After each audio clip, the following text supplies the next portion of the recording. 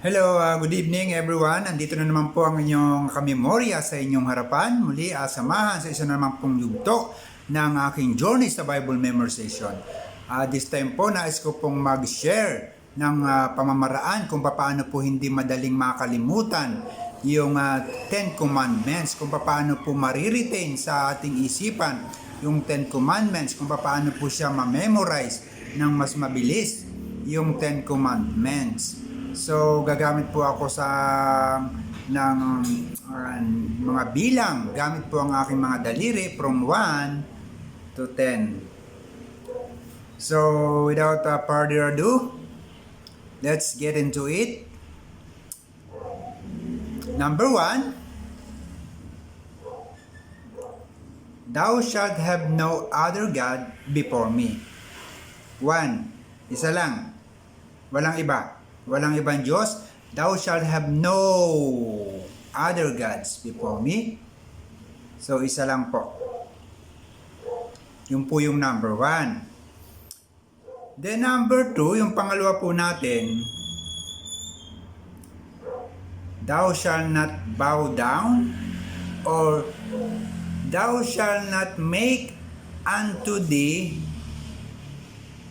any graven image para yukuan.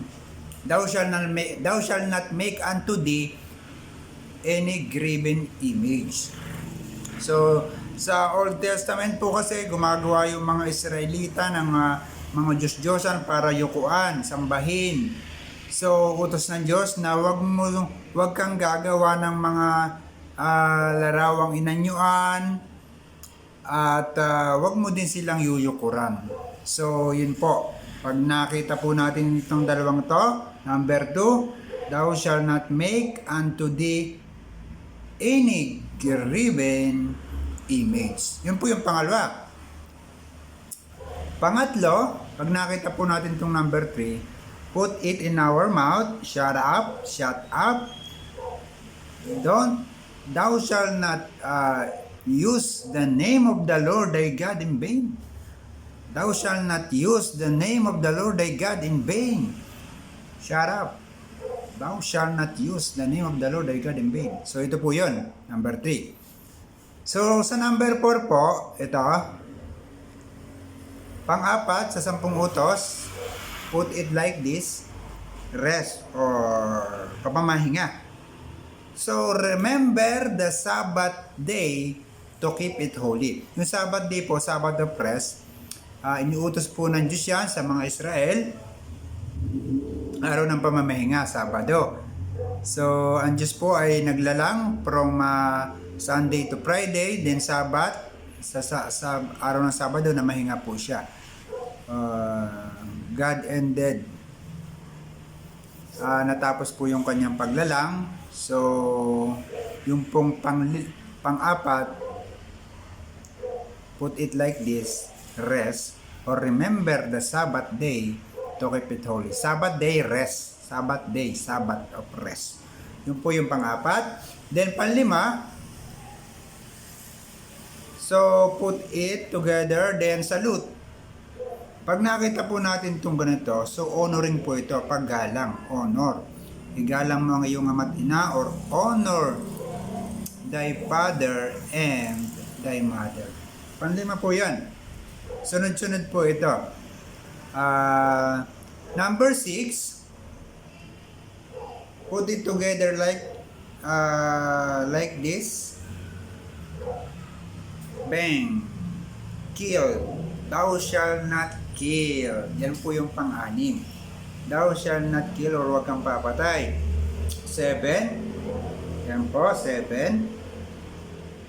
Sa relasyon po ng mag-asawa, dapat dalawa lang, babae, lalaki, dalawa lang.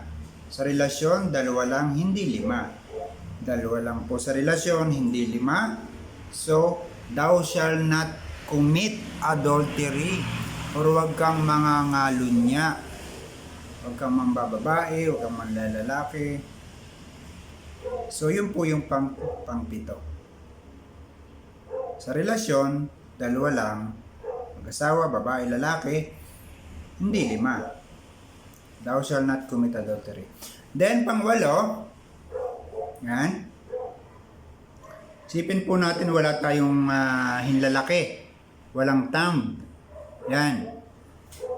May mga bansa po kasi na kapag nahuling magnakaw, pinuputulan ng hinlalaki. So, sa pangwalo po natin na utos, thou shall not steal, o huwag kang magnanakaw. So, yan po yan. Pag nakita natin yan, pangwalo, walang hinlalaki, thou shall not steal.